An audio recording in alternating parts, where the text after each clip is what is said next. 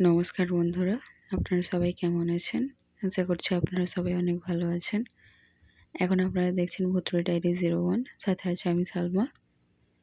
তো বন্ধুরা, আজ আমি আপনাদের সাথে একটা ছোট্ট গল্প শেয়ার করব। তো চলুন বেশি কথা না বাড়িয়ে গল্প শুরু করি। তো গল্পের নাম হলো শুকনো গাছের রহস্য। পশ্চিমবঙ্গের এক নির্জন গ্রাম, নাম তার ধনেশ্বরপুর।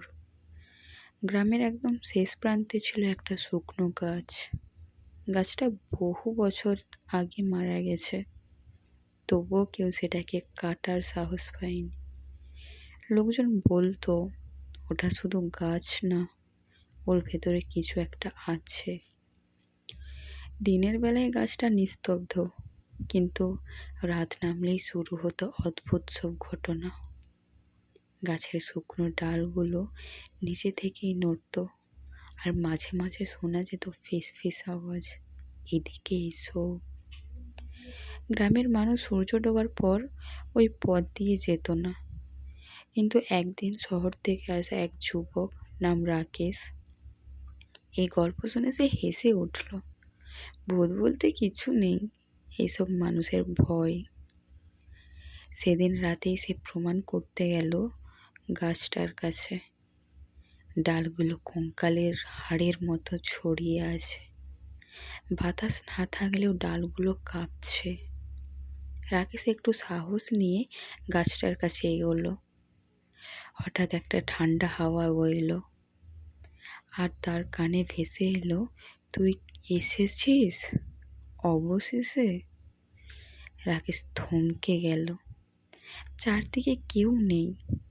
হঠাৎ সে দেখল গাছের গায়ে একটা কালো ছায়া ধীরে ধীরে নড়ছে।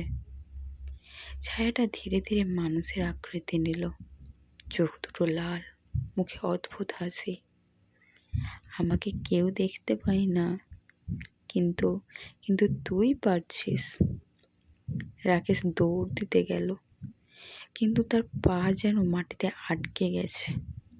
গাছের শুকনো ডালগুলো ধীরে ধীরে নিচে নেমে এসে তাকে জড়িয়ে ধরতে লাগলো, যেন এক জীবন্ত হাত। সে চিৎকার করলো, বাঁচাও, কেউ বাঁচাও আমাকে।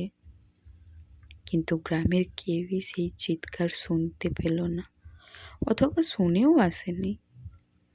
পরদিন সকালে গ্রামের লোকজন গাছটার নিচে একটা নতুন জিনিস দেখল, একটা শুকনো কঙ্কালের দেহ।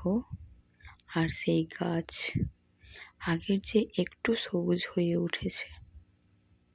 তারপর থেকে গ্রামের মানুষ বলে ওই গাছটা বাঁচে মানুষের প্রাণ খেয়ে। তো বন্ধুরা, গল্পটা এতটাই। কেমন লাগলো অবশ্যই জানাবেন। আশা করছি আপনাদের ভালো লেগেছে। ভালো লাগলে অবশ্যই লাইক, কমেন্ট, শেয়ার করবেন এবং ফলো করে পাশে থাকবেন। তো বন্ধুরা, আজ এতটাই। কাল আবার দেখা হচ্ছে নেক্সট কোনো একটা ভিডিওতে।